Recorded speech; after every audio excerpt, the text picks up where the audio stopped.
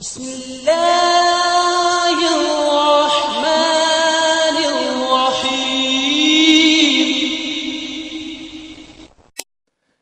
ابن کثیر نے نقل کیا ہے کہ اہل شام میں سے ایک بڑا باروب قوی آدمی تھا اور فاروق اعظم رضی اللہ تعالیٰ عنہ کے پاس آیا کرتا تھا۔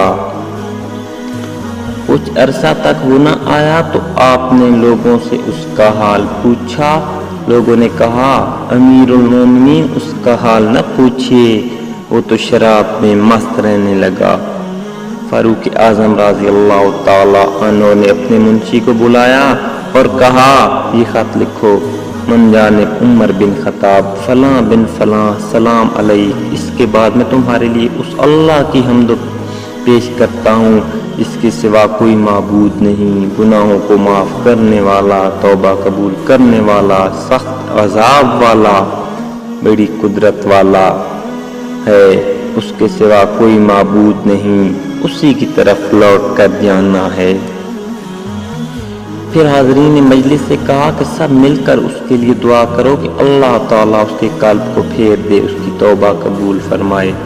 آپ نے جس قاصد کے ہاتھ میں یہ خط بھیجا تھا اس کو ہدایت کر دی تھی کہ یہ خط اس وقت تک اس کو نہ دے جب تک وہ نشہ سے ہوش میں نہ آئے اور کسی دوسرے کے حوالے نہ کرے۔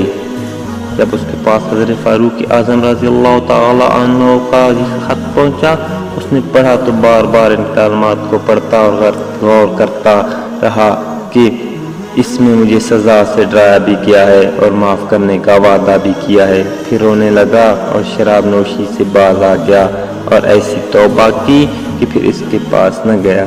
حضرت عمر فاروق رضی اللہ تعالیٰ عنہ کو جب اس اثر کی خبر ملی تو لوگوں سے فرمایا ایسے معاملات میں تم سب کو ایسا ہی کرنا چاہیے۔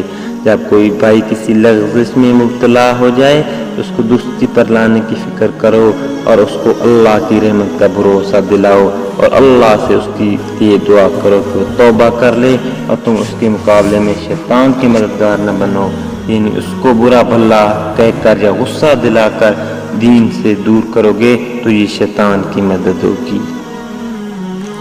اچھی بات پھیلانا صدقہ جاریہ ہے۔ اگر ویڈیو پسند آئے تو میرے چینل کو سبسکرائب کریں، فیس بک پہ شیئر کریں، واٹس ایپ پہ شیئر کریں اور لائک کریں۔ بہت شکریہ۔